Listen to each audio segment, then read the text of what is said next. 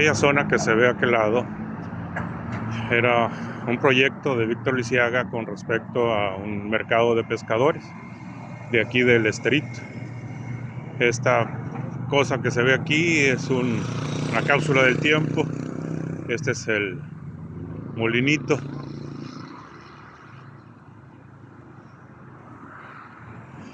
Y en esta parte pusieron el parque de Pancho King, un aguerrido locutor, periodista que tenía su radio y televisión en la parte de arriba, y que las malas administraciones de doña Lupita Lucero seguramente hicieron que perdieran los derechos de ese lugar. Creo que no les han pagado todavía a los que trabajaron por años en esa institución. Hay, desde luego, habladurías de que el del sindicato negoció y se hace loco, ¿no? Pero bueno, esa es otra bronca. Esta es una cuadra que le llamaban la cuadra del francés, y que pues las malas lenguas mencionaron de que había habido un francés que violentó a una niña y que pagó con un terreno. No sé si sería esa la ocasión. No lo investigué porque se cierra la información, como también aquí pretendían poner un faro. El faro estaba en aquella parte, pero lo querían poner aquí para que sirviera pues de guía para las embarcaciones que llegaban a Palmira, donde en alguna ocasión estuvo resguardado, dice la gente, que escondido el barco de un locutor que suplió a Jacobo Zabludovsky, el teacher que le dicen, y donde también el hijo de la Bastida sufrió un accidente ahí. Dicen que venía borracho, que venía drogado, se quemó, causó muchos daños, pero como tienen mucho dinero, cierran la información y pagan los daños y ya no pasa nada. Y hoy me vine a caminar aquí al malecón y también ver algunos talachitos para que se active, ¿no?, el macho que dicen que trae uno adentro, ¿no? El hombre violento lo apacigua, quieras o no, lo tranquiliza. El hecho de venir a caminar, decía Arturo Geraldo antes de irse a Tijuana, a la fronteriza Tijuana, que él venía a caminar, a hacer ejercicio aquí cuando estaba en la milicia. Él entró a trabajar como soldado a la edad de 14 años de edad, porque su padre era coronel y pues podían tener esa oportunidad para su formación, para su carácter, para forjar pues al hombre recio, ¿no? Y ayuda muchísimo la disciplina en lo militar. Hay quienes ya llegan tarde, ya se volvieron cabrones en la calle, pero la milicia les ofrece la oportunidad de, incluso en algunos, mandarlos como carne de cañón al frente de la batalla, ¿no? Como están ahora contratando a Palomilla para que vaya a las filas de la Sedena, de la Marina, pero es con la intención de llevarlos a Sinaloa, a los lugares donde está la guerra contra el narco, obligada por el gobierno de Estados Unidos. Les ofrecen 20,000 pesos mensuales y a veces se enganchan porque andan en la calle juntando botes o viviendo en carros destartalados, casas abandonadas, terrenos baldíos abajo del muelle, y se enganchan con suma facilidad. Hay monumentos aquí a la orilla del malecón que en algunos casos sí nos representa. Pudiera ser ese molinito, por ejemplo, porque aquí era una especie de ciudad de los molinos, ¿no? En aquellos años de los 1900 a 1950 todavía, hasta los 60, quizás 70, en el caso de un molino que tenía mi abuelo Manuel de la Rosa Jordán, estuvo funcionando. Este, por ejemplo, nos representa el pescador lanzando tarraya para obtener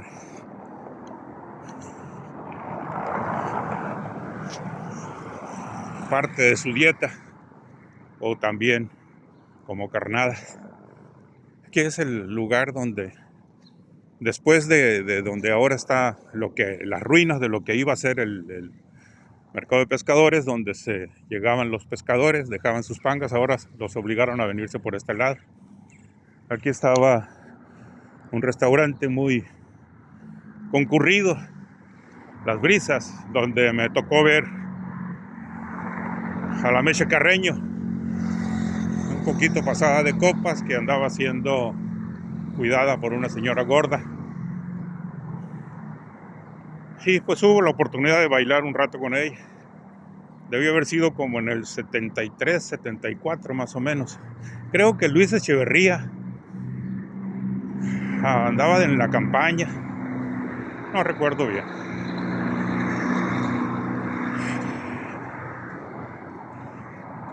Y no dio la oportunidad a la señora Custodio de que saliera a caminar a la orilla del malecón.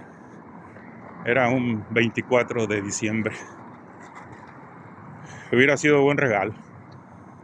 Pero bueno, aquí por ejemplo ponen unas banderas para saber cómo está el tiempo, si hay oportunidad de que puedan salir las embarcaciones. Son de diferentes colores las que ponen, azules, blancas, rojas, negras. Determinan pues si Capitanía les da la oportunidad de que puedan salir. Y además le están diciendo, está haciendo mucho viento, está haciendo mucha marejada, cuidado, ¿no? Aquí adelante está un monumento a Jacques Cousteau.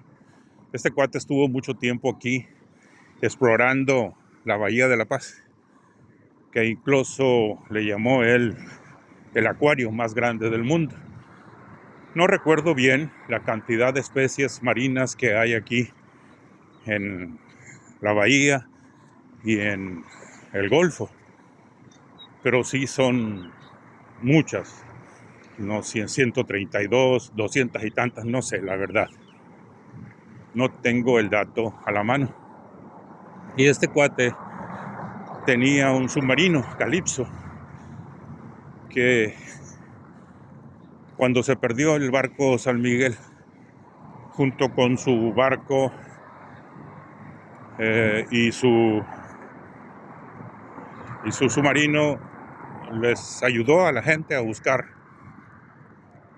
el barco porque desapareció. No dejó ningún rastro. Era también precisamente un 23 de diciembre, como que el 24 de diciembre, sus familiares que ya sabían de la desaparición, pues fue muy triste esa noche de Navidad del 67, creo. Le compusieron algunos corridos que dicen que fue en noviembre, pero no, realmente fue en diciembre, ¿no? No sé por qué le pondrían, y incluso el profesor Luis Alamillo Irales también, al copiar o al querer hacer un mejor corrido que habían hecho los hermanos Flores, hace también su corrido sobre el barco de San Miguel, pero también le pone del mes de noviembre. Y muchas veces uno investiga los eventos y trata de decir la verdad, y ahí viene la polémica. No, pues ya estás tratando de cambiar la historia, ¿no? Como cuando hablé yo sobre los evangelios secretos, ¿no? No faltó por ahí quien dijera que yo estaba tratando de cambiar la Biblia. No, yo no soy Constantino, ¿no? Para hacer eso. Aquí también está esto que también nos representa. estos tiburón martillo. Estos fueron colocados en este lugar en la época de la Estela Ponce. Y el malecón, cada administración gubernamental hace algunas remodelaciones porque es una forma de justificar los robos que hacen al erario o beneficiar a algunas compañías de ellos mismos, ¿no? Aquí había quedado el malecón en muy buenas condiciones después de que Lionel, en la época del PRD, se reconstruyó, porque anteriormente con Mercado habían dicho también que había habido una remodelación, pero se les cayó en algunas partes, muy mala calidad el material, y le echaron la culpa al fenómeno del Niño, ¿no? Pero pues siempre hay un pretexto, como la partera que le echa la culpa a otra parte del cuerpo de la mujer cuando o se muere ella o se muere el bebé que están haciendo. Y sí, hay algunos lugares, algunos sitios ya del malecón, pues que empiezan a tener sus fallitas, ¿no? Se le nota. Sobre todo las bancas, por ejemplo, las que tenía con anterioridad eran de cemento. Estas son como de plástico y el sol es muy intenso. La salinidad también provoca que poco a poquito se vayan deteriorando. Pero bueno, para eso son los impuestos, ¿no? Pero ojalá y no se los robaran. Ojalá y si los aplicaran con honestidad.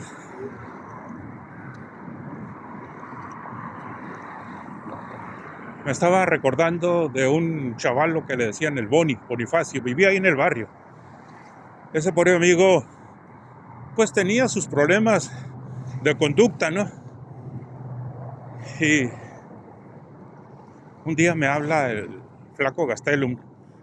Yo me parece que estaba trabajando en el periódico El Madrugador, estoy hablando de principios de los 90s. Y me dice, vamos, me dijo, a ver si reconoces a esa persona que está ahí en el CEMEFO. Era un cadáver. Y sí, lo veo, desnudo y muy golpeado, muy quebrado el cuerpo. No con magulladuras, no con golpes, como cuando tumban a alguien, cuando le pegan a alguien con un tubo, con un bat, con el puño, pues quedan los moretones. Pero este no, este estaba la piel limpia, ¿no? Pero me impresionó. Y sí, más o menos como que medio lo quise identificar, pero me impresiona a mí ver un cuerpo de un ser humano. Y le dije, me salí, sentí algo tremendo, ¿no? Y después supe que era el hijo de un señor del barrio que había sido boxeador. Quizás haya sido militar porque tenía ese porte de militar, como de sargento, así. Que le conocíamos como el Mayo Villa. Y en otra ocasión también que sentí algo tremendo fue cuando sufrió un accidente en la Palomilla del barrio. Y entre ellos andaba un primo mío que yo les había dicho no se vayan. Y se fueron y al ratito, no pasaron ni 10 minutos, 15 minutos cuando nos avisaron que habían sufrido un accidente ahí en la curva antes de llegar al Centenario. Y hubo un muertito, precisamente el Maro o el Manny, no me acuerdo cómo le decían. Que a otro de sus hermanos así le dicen también, son de los Martínez ahí. Y entré a verlo. Estaba el Rousseau, un compañero de la escuela secundaria, de enfermero en jefe, yo creo. Y me dio oportunidad de entrar a ver a mi vecino que había fallecido, pero él sí estaba con ropa. Y lo vi, me impresionó, porque era amigo, era conocido, pues era del barrio. Y me desmayé. O sea, ese tipo de impresiones son muy fuertes para mí. Incluso no me gusta tampoco ir a los velorios, porque a veces me obligan a que vea el cadáver que está en el ataúd. No me gusta, me gusta llevarme una imagen limpia, mejor, en vida de la persona que están velando, el cadáver que están velando, ¿no? Y sobre todo no me gusta tampoco la hipocresía, ¿no? Porque empiezan a decir cosas. Quizás me haya impresionado el haber escuchado a una hija del cocinero del barco San Miguel cuando falleció un familiar de ella, estando en el panteón, gritaba cosas en contra de Dios, que porque había sido tan cruel con ella al arrebatarle al ser querido. Pero no quiero ahondar en ese detalle, pero en forma general, pues sí, veo que mucha gente pues le llora y en vida no fueron capaces de llevarle un burrito, una taza de café, un vaso con agua, ya sea el padre o la madre. Y la verdad que no me gusta pues observar esa hipocresía. O a otros cabrones que lo utilizan como parada política, ¿no? Me ha tocado, por ejemplo, cuando, bueno, no voy a decir el nombre, pero era senador de la República, ahí en la catedral, vi cómo la gente, los políticos iban a darle el pésame, pero no porque lo sintieran, sino porque pues, buscaban el beneficio, ¿no? Porque además el amigo era parte de los Luises, ¿no? De los cabos, los dueños de los cabos. Y otros se paran, ¿no? A la salida, como quien dice, del lugar donde sepultan los restos de su familiar, con mucha verticalidad para estar despidiendo y agradeciéndole a la gente, muy solemnes, ¿no? Y esa solemnidad pues encierra muchas cosas, ¿no? Como un profesor que se estaba robando los ahorros de los alumnos, ¿no? Era muy recto, era director de una escuela y en el barrio era muy recto, pero iba a los burdeles y les llevaba flores a las mujeres cabareteras que ahí vendían sus caricias, ¿no? Aquí antes estaba un montón de negocios y los fueron quitando. Aquí en ocasiones hay eventos deportivos, fútbol, voleibol, incluso también decía de hace rato de Arturo Geraldo, ¿no? Cuando él estaba en la milicia, decía que él se iba nadando hasta el Mogote y regresaba nadando. Tenía buena condición. El amigo no sé si vivirá todavía. Él se fue de aquí en 1960. Yo lo conocí en Tijuana, en el Sambor de la 8 y Revolución, ahí donde se reúne la gente de Baja California Sur y algunos conocidos. También ahí encontré a Genaro, un investigador, el que investigó el caso del Gato Félix, que dio con los responsables, con los matones materiales, pero ya no llegó al intelectual porque pues todo el mundo sabe que fue janrón con la anuencia del presidente Carlos Salinas de Gortari, como el caso de Manuel Buendía. También lo tumbaron, metieron al bote a Zorrilla, metieron al bote al supuesto ejecutor, pero el ejecutor fue otro individuo. Incluso Aquí se vino a vivir a La Paz, pero no quisieron llegar más allá de Zorrilla, no, hasta Bartlett. Bartlett era parte del equipo de la CIA. Siempre la CIA ha acuerpado a los presidentes de la República,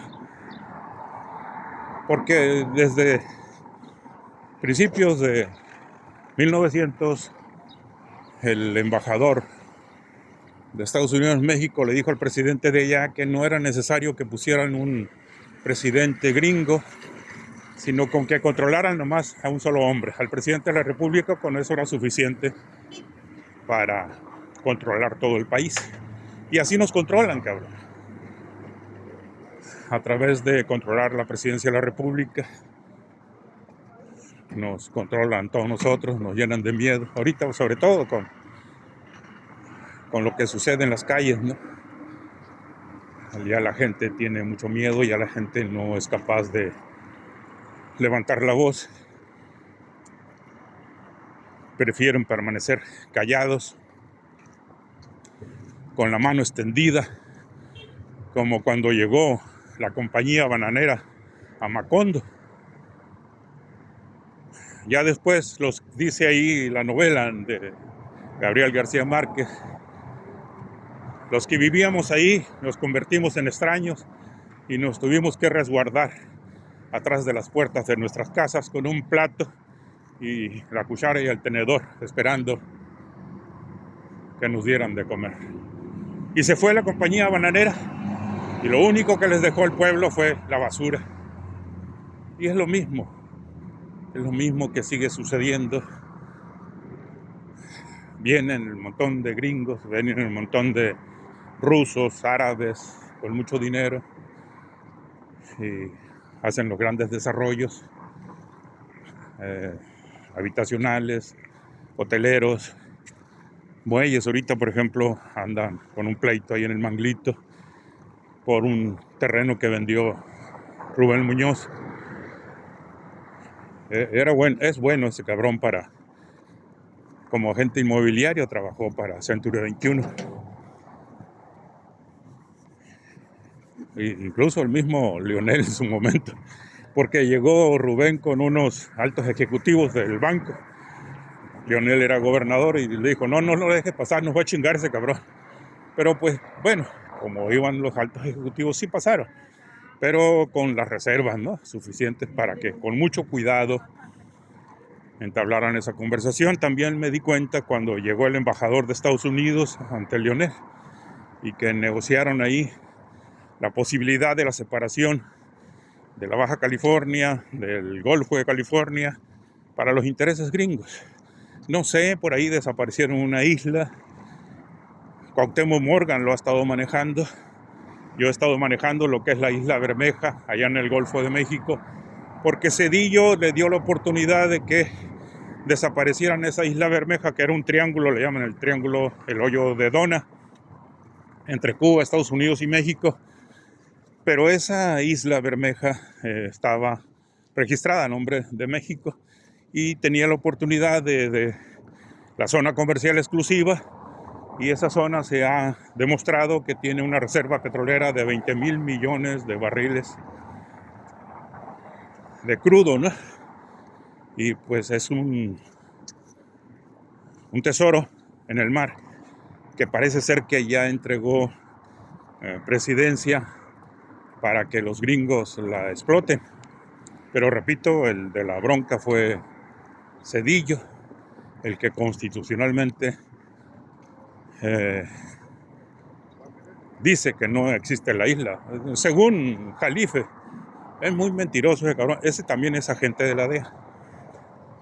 Dice que tronaron los militares la isla para desaparecerla. No era muy grande, eran una especie de cayos, era una especie de...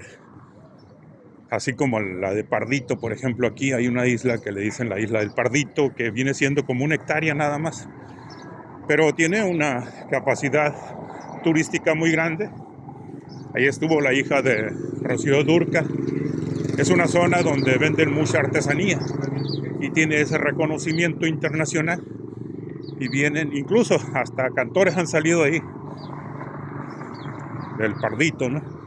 Y también había un señor que le decían el policía del Pardito, que iba de cuando en cuando al mercado a buscar entretenimiento con alguna dama, pero toca la casualidad de que se enamora de una mujer que también don José, otro cuate también muy célebre, no es de aquí, también tenía ciertos amoríos con ellos, y la gente de ahí son buenos para amarrar navaja, y los hicieron pelear, y don José le alcanzó a pegar con una navaja del corta uñas, pero no falleció como sí falleció el Guido.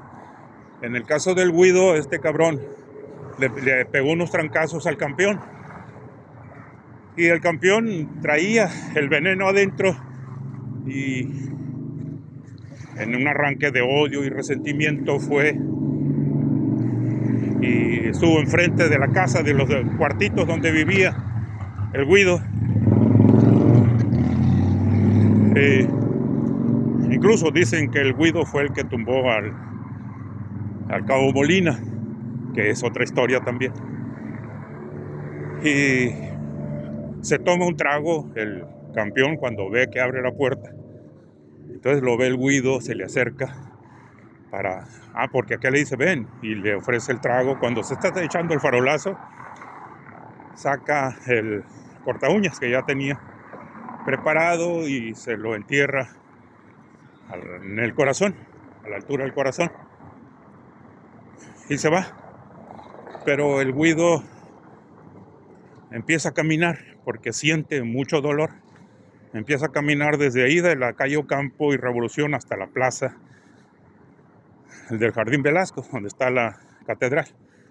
Allí alcanza un taxi, lo seguía un perrito, le dice todavía muy amable el perrito, vete a la casa, y le dice al taxista, llévame al hospital. Lo lleva al hospital Salvatierra, que estaba ahí por la Bravo, y sí, lo baja y entra, y este cuate, en un alarde de querer quedar bien con una enfermera, le dice pues que viene a que le curen la herida, y se saca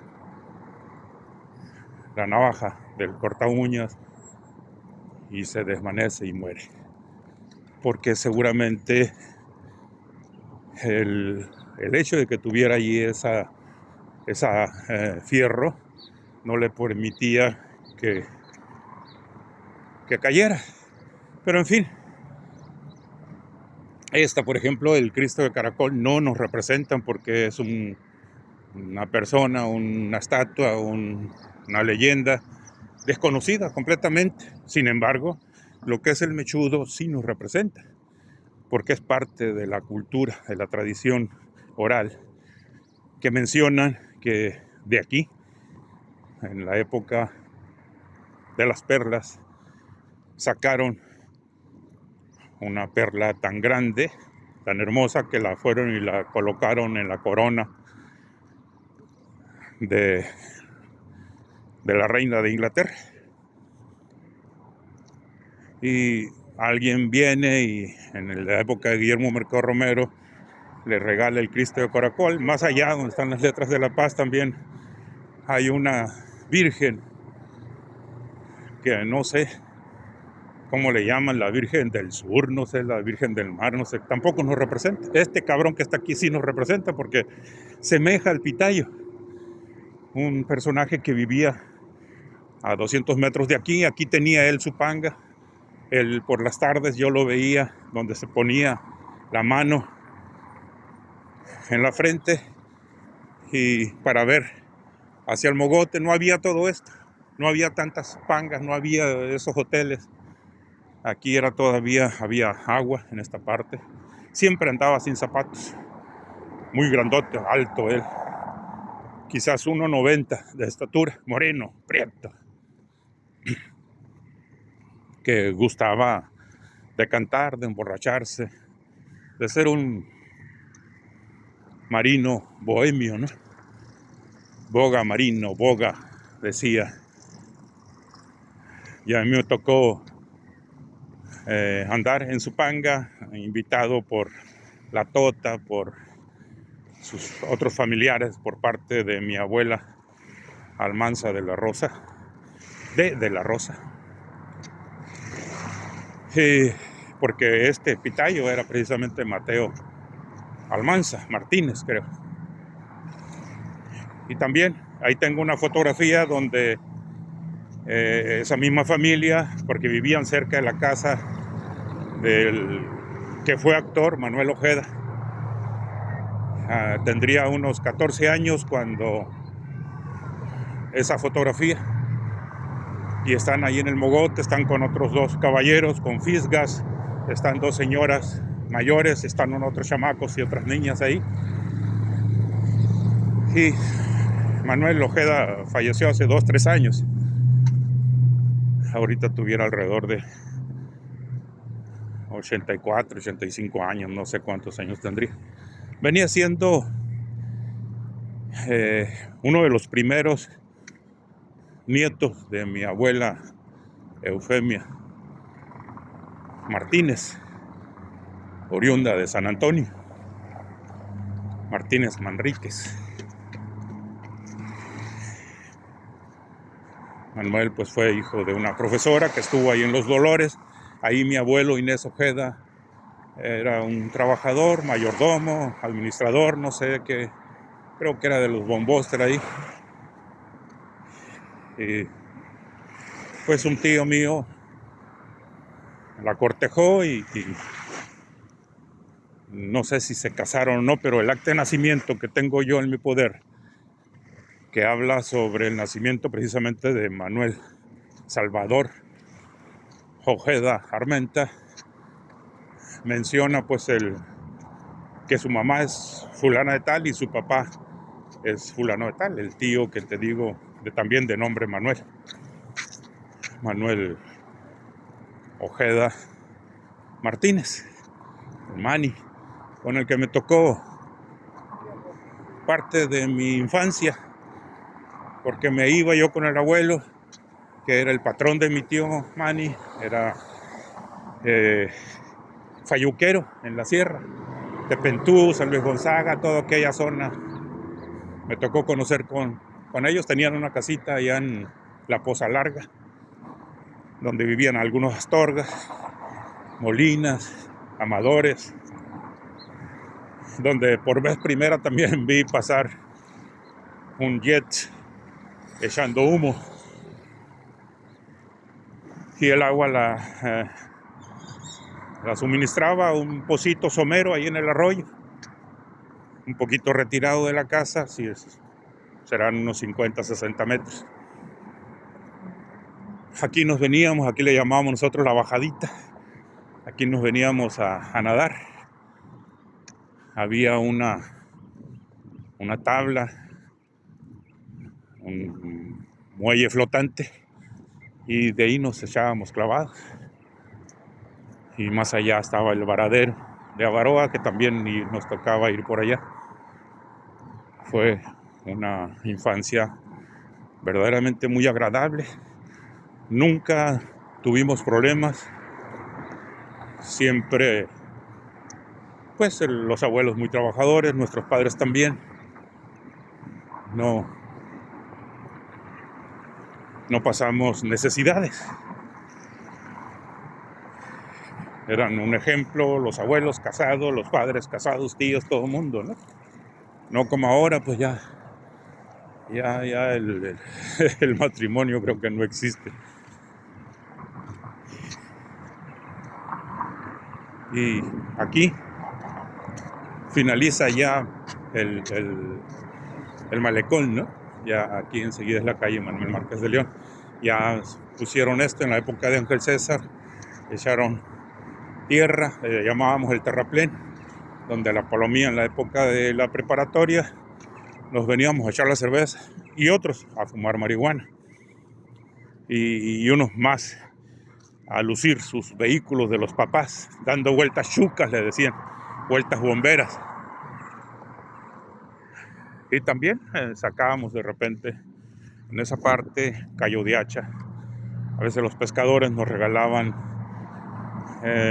mojarritas y las llevábamos felices a la casa. Y más atrás, por donde estaba el Cristo del Caracol, es el que le digo que debe ser el mechudo, había otro muellecito y ahí llegaban los yates y nos regalaban marlin, dorado, lo que fuera, porque los gringos nomás venían a tomarse la foto con ellos, no les interesaba la especie que como alimento, pero nosotros sí.